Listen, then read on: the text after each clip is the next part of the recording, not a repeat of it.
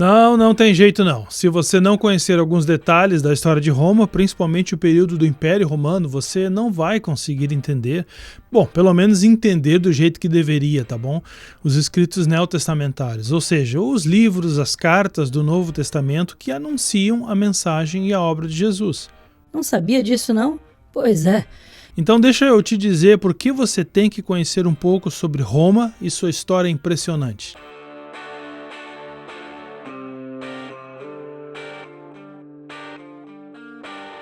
No primeiro vídeo dessa série eu mostrei que há uma expressão usada pelo apóstolo Paulo em sua carta aos Gálatas que causa uma curiosidade em quem estuda e tenta entender o surgimento da fé cristã no primeiro século. To pleroma tu chronou, a plenitude do tempo. Esta foi a expressão usada por Paulo. Esta palavra grega, pleroma, plenitude, aparece em outros lugares no Novo Testamento e se refere principalmente à completude do plano de Deus na história da salvação, ou seja, o propósito ou a finalidade intrínseca aos processos divinos em relação aos eventos históricos. Então, a vinda de Cristo à Terra é o cumprimento de uma promessa divina, você sabe disso se você lê a Bíblia, feita desde a fundação do mundo, você também sabe disso, e ao usar o termo pleroma, plenitude, Paulo destaca que a chegada de Cristo é o ponto culminante de todo o plano de Deus para a humanidade. Mas agora vem algo bem interessante, porque isso é teologia, que é importante. Mas o interessante é que o apóstolo, misteriosa e enigmaticamente, não fala apenas sobre a realidade espiritual desta pleroma, dessa plenitude.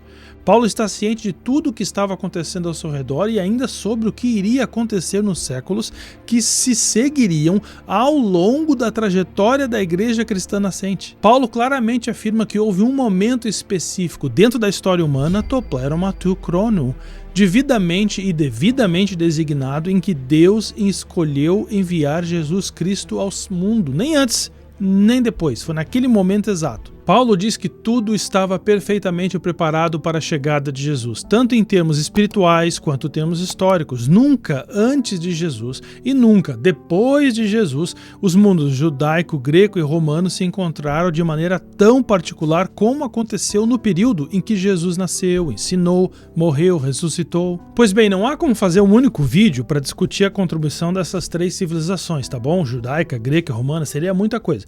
Por isso eu vou começar pelos romanos. E nos próximos 2 vídeos eu falo sobre o mundo helênico, ou seja, o mundo grego e o mundo judaico. Você encontra o link de cada vídeo na descrição abaixo, é bem fácil. So, here we go!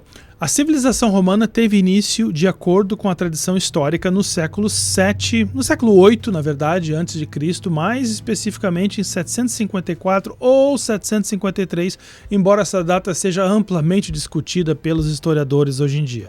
Mas o Império Romano, enquanto o conhecemos e identificamos hoje, com a figura do imperador enquanto o único homem todo-poderoso que ditava as regras políticas, havia sido criado oficialmente, ou melhor, formalmente, com o consentimento do Senado romano em outorgar a Octaviano o título de Augusto no ano 27 a.C.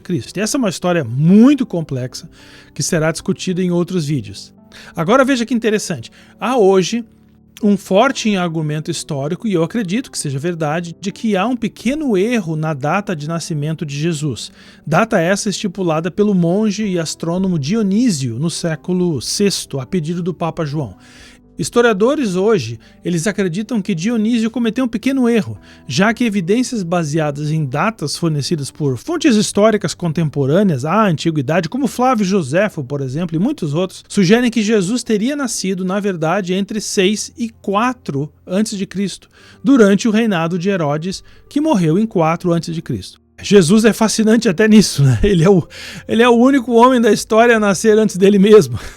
E é curioso, é muito curioso, porque se seguimos essa hipótese, o que é bem plausível e quase indiscutível, quando Jesus nasceu, para pensar, o Império Romano, enquanto instituição e regime político, estava em circulação há apenas cerca de 20 anos, isso mesmo.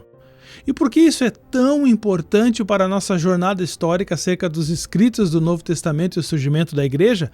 Bom, porque hoje sabemos que o regime imperial de Roma mudou a maneira de Roma interagir com as demais culturas e nações do mundo antigo. Roma se tornou muito diferente daquilo que vinha sendo durante a República, o regime anterior ao Império Romano. E isso influenciou diretamente na expansão da Igreja primitiva. Deixa eu te falar por que isso é importante. Quando falamos em Império Romano, algumas pessoas logo pensam em perseguição aos cristãos, na verdade, sim, e isso também aconteceu, não tem como esconder isso, principalmente com Nero e Domiciano. E existe uma longa discussão para saber se tal perseguição foi realmente somente negativa ou talvez, quem sabe, até mesmo positiva, apesar de toda a violência e brutalidade. Se é que você pode chamar uma perseguição de positiva. Mas muito mais interessante foi o momento histórico e específico do Império Romano em que as condições eram particularmente favoráveis para a propagação do cristianismo. O Império Romano não destronou a língua grega comum, o koiné, por exemplo, enquanto língua oficial do Império, embora os romanos falassem latim como primeira língua. E isso ajudou que o Novo Testamento, escrito em grego, pudesse alcançar o maior número de pessoas possíveis. Outra coisa, o Império Romano investiu pesado em logística e estrutura, construindo estradas, portos, pontos de arrecadação, alfândegas, no intuito de, claro, agilizar o deslocamento de tropas e transportes de bens e impostos. Esse era o objetivo deles. Mas isso ajudou no deslocamento de cristãos que carregavam não apenas a mensagem de Jesus em seus corações, na sua mente, mas também em pergaminhos, como as cartas e os evangelhos que hoje encontramos no Novo Testamento. O Império Romano implementou à força a paz. Esquisito dizer, né? Mas foi verdade. Uma forma de propaganda bélica que fazia com que muitos povos se rendessem ao domínio romano, pagando impostos, no intuito de receber a proteção e segurança de Roma. Funcionava mais ou menos assim. O Império Romano chegava, estacionava suas tropas diante da cidade, ou então na entrada do território do povo que eles iriam invadir, e eles paravam lá, ficavam com toda a imposição daquela armada forte e poderosa para que toda a cidade, para que todo o povo pudesse ver, e então eles enviavam um mensageiro, e o mensageiro ia lá e dizia: olha, pois é, nós somos de Roma, muito boa tarde, é bom encontrar o senhor aqui, nós viemos aqui oferecer a Pax Romana. É um produto muito bom, o senhor, tenho certeza que o senhor vai gostar, não vai querer devolver, não vai ter problema nenhum. O que funciona desse jeito, por uma pequena bagatela de algumas taxas, de alguns impostos que o senhor paga aí, se pagar por ano, talvez tenha uma redução. Nós vamos proteger vocês de todos os outros povos, dos povos que por acaso venham invadir. Então, olha só, todo mundo ganha, a gente ganha, vocês ganham e todo mundo fica na boa, né? Agora, claro, se vocês não aceitarem, nós infelizmente vamos ter que entrar e invadir a cidade de vocês.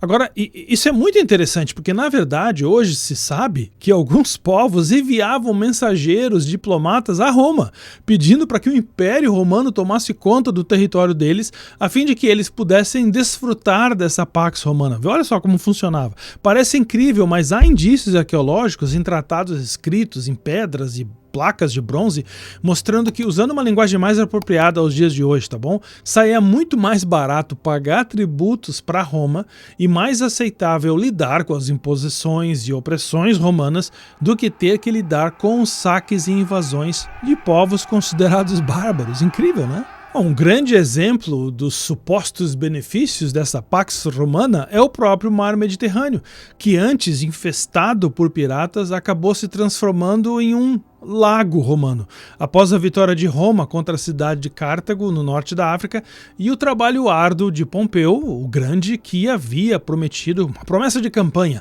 eliminar todos os piratas que ele encontrasse pela frente. Apesar dessa história do Mar Mediterrâneo como um lago romano ser um exagero, provavelmente um exagero, tá bom?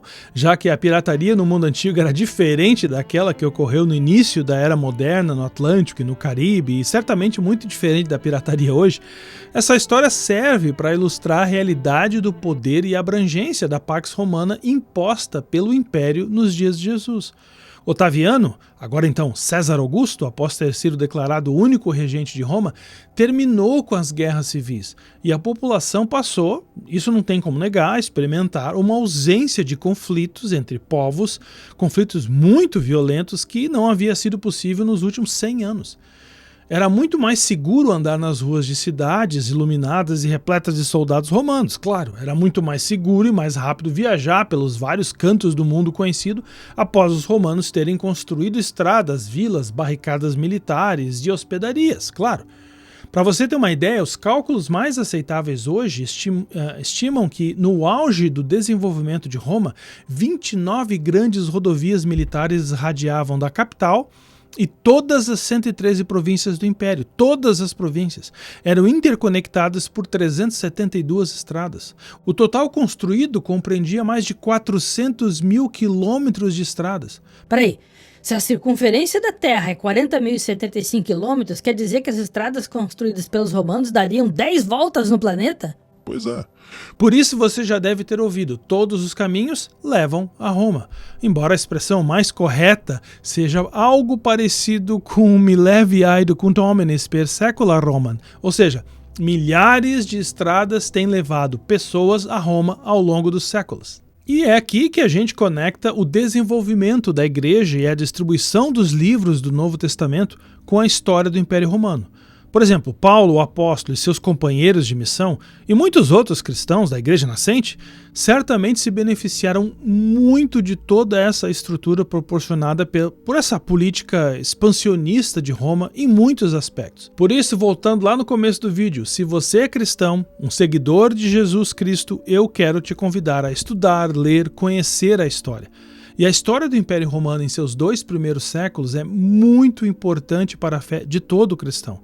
Compreender o papel do Império Romano na expansão da igreja primitiva e na disseminação dos textos, dos escritos do Novo Testamento é essencial porque revela como Deus usou as circunstâncias históricas para cumprir o seu plano divino.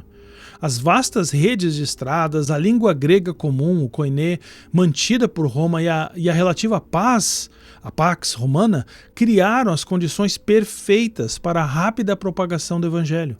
A lei romana, por exemplo, proporcionou proteção aos missionários, como Paulo, permitindo que viajasse e pregasse livremente em muitas regiões. Até mesmo a perseguição, embora brutal, fortaleceu a fé dos cristãos e espalhou ainda mais o cristianismo. Os discípulos tiveram que fugir e, quando fugiram, levaram a mensagem consigo. Ao estudar essas contribuições, você verá como a providência de Deus operou através da história, garantindo que sua palavra alcançasse o mundo de maneiras que talvez não fossem possíveis de outra forma. Estude história. Não é só curiosidade, é o teu código secreto. É como ter um mapa que mostra onde os outros mandaram bem ou vacilaram, te ajudando a escolher ou fazer escolhas mais inteligentes na tua própria jornada. Até o próximo vídeo.